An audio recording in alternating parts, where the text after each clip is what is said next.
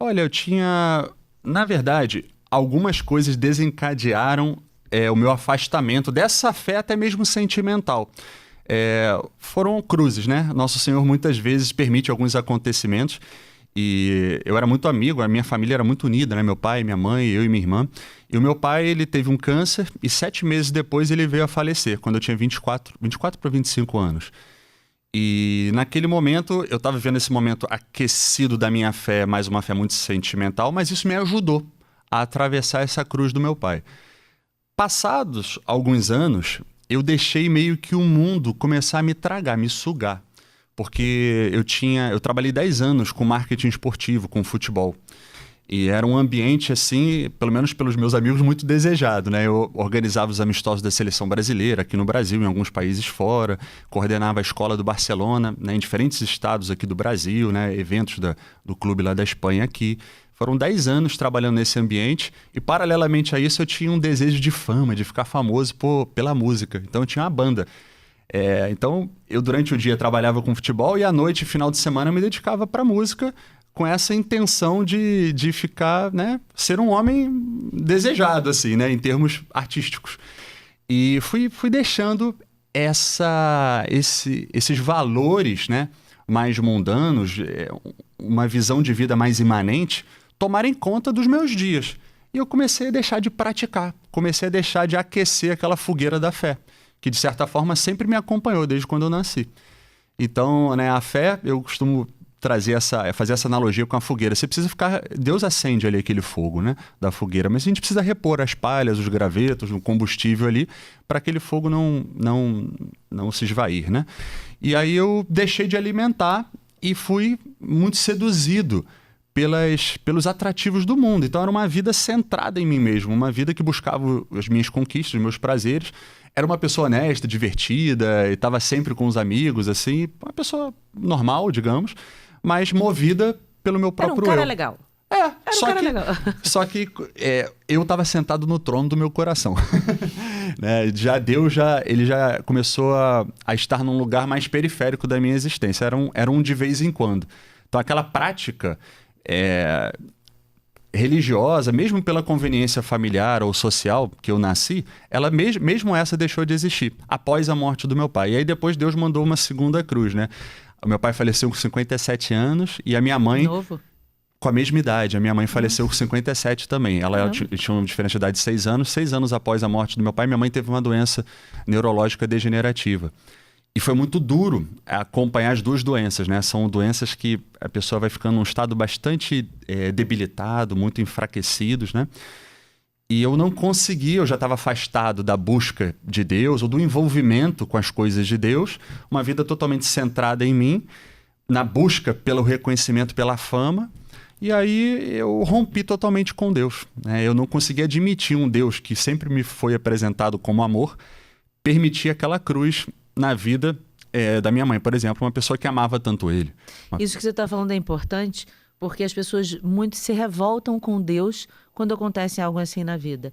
Brigam com Deus, por que levou meu pai? Não, Deus não me ama, Deus não é bom, Deus não... Aí briga com Deus mesmo. Exato. Ou quando perde um filho, ou quando... Enfim, geralmente quando tem uma perda, né? Algo assim muito que é sério, dói, né? E aí a pessoa briga com Deus e eu me lembro de uma que a irmã dela morreu. E ela ficou muito revoltada. E eu, assim, não sabia o grau de revolta dela. E fui falar com ela. Ela falou... Aí ela começou a falar tanta coisa. Porque não adianta falar em Nossa Senhora. Eu rezei para Nossa Senhora para salvar minha irmã. E ela não salvou minha irmã. Então, que poder que ela tem? O que ela faz? Eu fiquei olhando, eu falei, gente, ela não entendeu nada. Eu falei, não vai adiantar eu falar nada, porque ela tá num momento de revolta. Exato. Né? A pessoa tá ali inflamada... Qualquer coisa que você falar só vai ser combustível no fogo, né? Exato. Eu fiquei olhando e falei, gente, eu rezei por ela. Eu rezei, porque... É melhor saída nesses casos, eu falei assim, assim. eu rezei. Eu fiquei tão assustada com ela, porque ela começou a se inflamar, falando aquilo, e brava com Nossa Senhora. Aí eu me recolhi, eu falei, eu vou rezar por ela. Eu até escrevi, até tá nesse livro, no início, assim, eu relato esse contexto que eu vivia de revolta, né, contra Deus. E a sensação que me dava quando as pessoas me viam falar de Deus, de amor, a sensação era como se eu estivesse sendo traído por essas pessoas. Era Olha como só. se elas estivessem tentando me convencer de uma mentira. Né? Deus passou a ser para mim uma mentira. Né? E isso, infelizmente, reverberou na minha vida, no convívio, inclusive, com a minha mãe. Porque ao mesmo tempo que eu dava muito amor e carinho para ela, ela acabou se tornando a minha filha, porque ela foi ficando num estado de debilidade mental mesmo. Ela já não reconhecia, né? Na verdade, ela até reconhecia, ela não tinha problema assim em termos de memória, mas ela já não conseguia mais formular frases, entendi. começou a usar fralda, ficar muito dependente. Ela era uma mulher muito ativa, ela corria na praia, 8 quilômetros e tudo. Em um ano e meio, por conta dessa doença, por quedas na rua, ela fraturou 2 vezes as costelas, fraturou a mão, abriu o queixo, teve pneumonia, trombose. Então foi uma avalanche de acontecimentos e duros, né, de serem vividos por ela e por nós que acompanhávamos, minha irmã e eu. E eu não conseguia engolir a cruz. Assim, era inadmissível isso. Assim. Inclusive, teve uma vez, a minha mãe ela começou a ter comportamentos assim meio de pessoas com senilidade, né? E ela ficava olhando assim para a janela, para fora, para o nada, assim. E aquilo me causava uma tal amargura interior, né? E eu virei pra ela uma vez e falei, mãe, eu nunca vou... Olha só, eu falo isso aqui com muita vergonha, tá? Eu falei pra ela, falei, mãe, eu nunca vou perdoar Deus pelo que ele tá fazendo com você.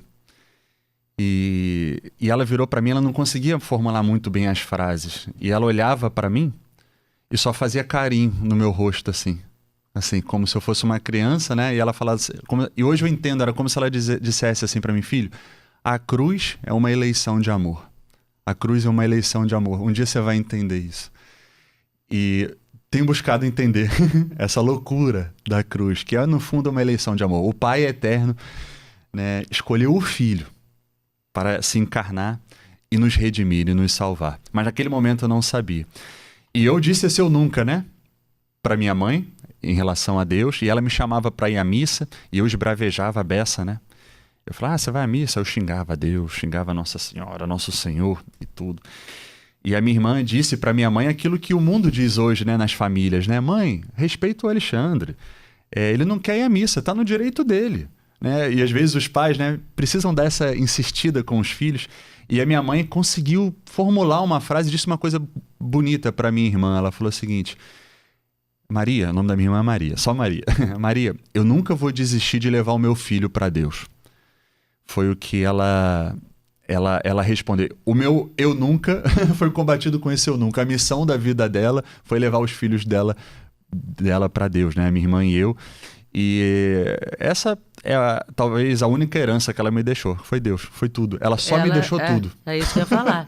Ela deixou o me... principal, ela deixou o fundamental para a vida. Exato. Né? E eu vivi um momento difícil, assim, porque como eu estava muito envolvido com as minhas frentes profissionais, eu estava vivendo uma vida de muitas fugas, né? Eu estava com uma vida muito promíscua, assim, e também muito ligada a festas, bebidas e tudo mais. Estava viciado, talvez vale a pena dizer isso, que é um problema alarmante no mundo hoje, né? Estava viciado em pornografia. Isso acabou deteriorando todas as minhas relações, né? Não só afetivas com outras moças, né, mulheres, mas também com as pessoas que eu convivia diariamente, né? Isso vai te desumanizando, né? Esse tipo de vício. E teve uma vez, até para partilhar as minhas misérias aqui, eu tinha que acordar cedo para dar banho na minha mãe, que ela dormia já de fralda, então ela acordava bastante urinada. E eu ficava encarregado pela parte da manhã, então eu ia tomar banho nela. E eu tinha saído para uma festa de músicos, assim, de lançamento, aquelas festas onde, né, tudo é liberado e tudo, então eu tinha bebido bastante na noite anterior. Então eu acordei 8 horas da manhã com aquela ressaca assim na cabeça e falei, nossa, eu tô atrasado, tenho que dar banho nela. Aí me levantei do meu quarto, fui até o quarto dela e eu escorreguei no meu quarto e caí. E eu caí em cima do meu próprio vômito. Eu tinha vomitado de madrugada e eu nem lembrava.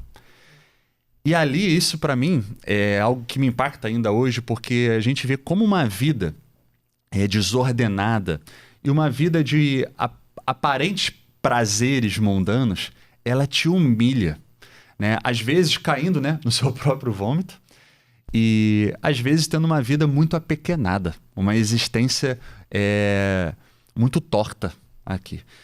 Então, eu estava vivendo esse contexto, né? E Deus começou a abrandar as coisas no meu coração no dia que a minha mãe morreu. né? Aconteceram 3 detalhes, assim. Primeiro foi o dia que ela faleceu, que foi o dia 6 de agosto, que é o dia do aniversário do meu cunhado, né? Que é uma pessoa que a gente ama muito, a família dele é a minha família hoje em dia, né? O marido da minha irmã. E então é um dia que a gente vai estar sempre celebrando a vida, né? A vida de uma pessoa que a gente ama, a vida em família, né? É o pai dos meus sobrinhos, o marido da minha irmã. E, enfim, o dia da morte dela é um dia de celebração, né? Familiar e da própria vida.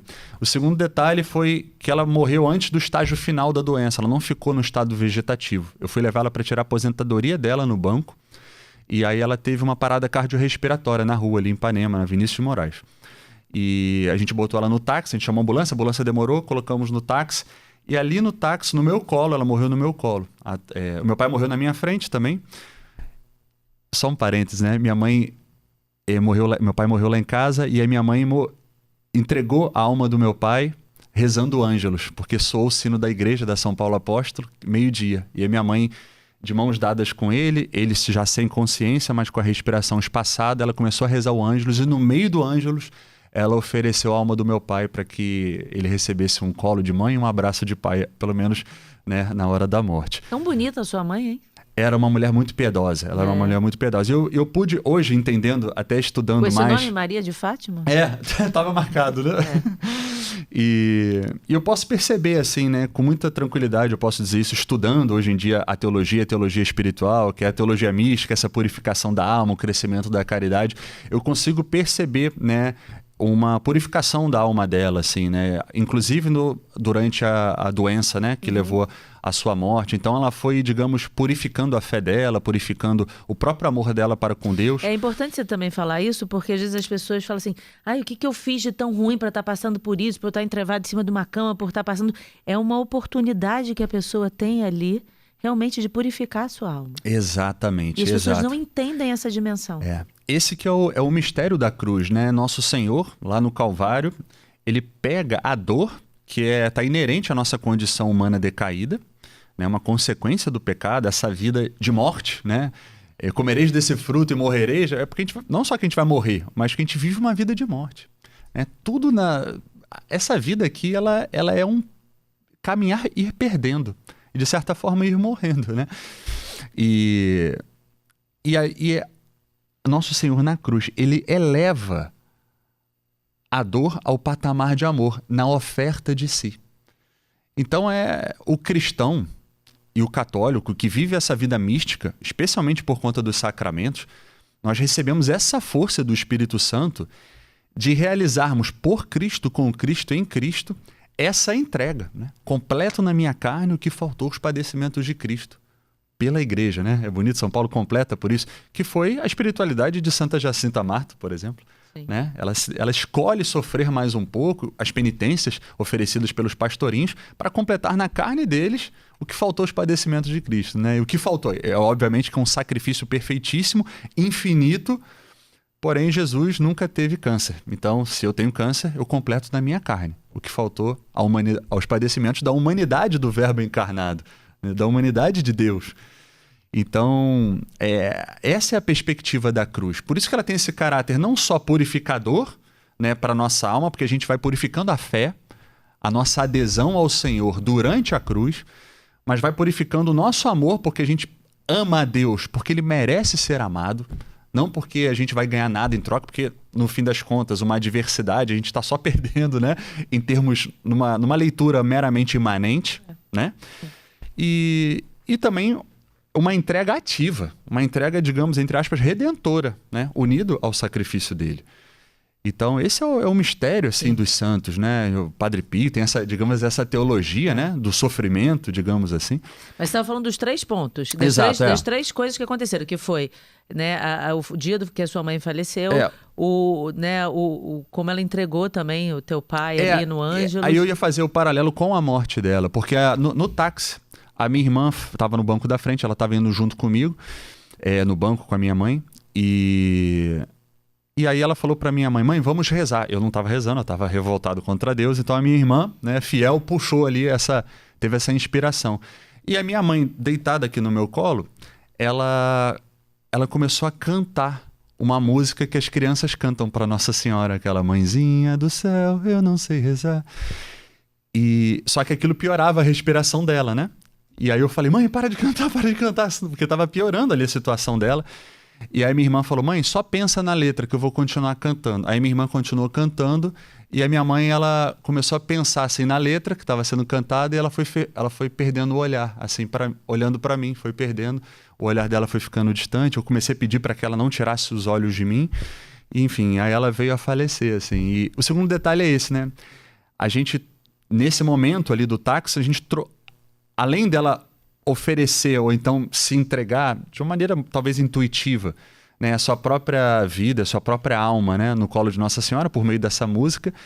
Ela morreu como, digamos, uma criança, né, assim, cantando a música que as crianças cantam geralmente. E de certa forma a gente trocou palavras de amor e de carinho que a gente tinha trocado 6 anos antes, na morte do meu pai em casa. Então eu falava, mãe, eu te amo muito, olha pra mim, a gente tá junto até o fim, olha aqui e tudo mais. Palavras muito similares que a gente trocou com meu pai 6 anos antes. Então Deus, né, eu escrevi até um texto uma vez que é: privilegiados são os filhos que vivem com seus pais, mas agraciados são os filhos que morrem, não é? Ou podem morrer, né, junto com seus pais. E eu tive a graça, né, de estar com meu pai na morte dele e de estar com a minha mãe na morte dela. O segundo detalhe foi esse, assim, né? Deus permitiu que esse momento fosse vivido, né, de maneira parecida com a que foi a morte do meu pai, e com essa oferta também à Nossa Senhora. E o terceiro detalhe foi, ela já falecida, na emergência do hospital, a enfermeira falou, eu queria entregar os pertences da mãe de vocês, estava eu e minha irmã. Aí eu falei, naquela correria, eu estava levando minha mãe para o banco, eu não imaginei, né, que ela ia falecer naquele dia. Aí eu falei, pode ir lá buscar. Eu imaginei que ela fosse trazer documento, roupa, alguma coisa, mas os documentos da minha mãe estavam comigo, estavam no meu bolso, e a roupa eles tiveram que rasgar para tentar ressuscitar. Ela broncoaspirou, ela estava vomitada. E a enfermeira falou, não, os pertences da sua mãe estão aqui. E ela abriu, né, a mão e tinham 2 objetos. Uma era a aliança de casamento que a minha mãe ainda usava, né? Após 6 anos da morte do meu pai, a minha mãe ainda estava usando a aliança de casamento. E a pulseira, daquelas de borracha, da medalha milagrosa, de Nossa Senhora das Graças. E eu entendi ali naquele momento que Deus permitiu que a minha mãe falasse comigo por meio da morte, né? Ela não podia mais me falar olhando nos olhos, né? Tava com os olhos fechados, envolvida num lençol naquela sala. Ela não tinha mais ar nos pulmões para emitir as suas palavras, mas por meio da morte o Senhor permitiu que ela me dissesse assim, e para minha irmã, né? Filho e filha, as únicas heranças que eu vou deixar para vocês é o amor pela nossa família. Que nem a morte do seu pai, né, que poderia, né, ter, digamos, ela ter contraído um novo matrimônio, não teria o menor problema, mas ela quis se manter, né, fiel àquela relação que havia tido, né, de quase 30 anos de casamento. E a minha fé. As únicas heranças que eu vou deixar para vocês é que eu levei comigo até o último fio da minha consciência, e o que de fato aconteceu ali no táxi, né? E naquele momento, toda a minha revolta, os meus xingamentos para com Deus e tudo mais abrandaram. Eu fiquei numa posição assim, meio inerte. Eu não estava nem revoltado e nem comecei a enxergar Deus em tudo. Mas você teve essa percepção que você está falando agora, que deixou ali, né, a união da família, a fé. Você teve naquele momento ou você só vai ter depois? Não, naquele momento. Naquele momento. Eu aceitei essa fala. Eu aceitei essa fala. Você entendeu os sinais que estavam ali? Entendi. Foi muito simbólico, assim, porque ela realmente, não só na sua própria saúde, mas em termos de meios materiais, estávamos passando por algumas dificuldades também. Então, de fato, ela só me deixou aquelas heranças, entendeu? Ela só deixou a aliança e a fé, né? Simbolizada por essa medalha milagrosa, pela pulseira da Nossa Senhora das Graças. Então, naquele momento, eu entendi já. Só que eu tava muito no fundo da caverna espiritual, estava uma vida muito enlameada para já, entendeu? Me decidir para Deus, olhar, enxergar a luz batendo ali. Eu aceitei, mas eu não convivi com aquilo, assim. Eu não fiquei maturando aquilo. Pelo menos não conscientemente. Inconscientemente, com certeza. Por quê? Porque 1 ano após a morte dela, Deus me concedeu a solidão, porque eu morava com ela. Minha irmã já estava casada, né, já tinha um apartamento dela, e eu comecei a morar sozinho, né, trabalhando ainda com futebol, me dedicando ainda para música. E a solidão me fez... isso foi uma graça também, né? Deus me deu a graça de poder saborear as minhas próprias misérias. Não em termos de pecado ou não pecado, eu ainda nem considerava as coisas nesse âmbito. Mas naquele momento eu comecei a perceber que a minha vida era centrada em mim.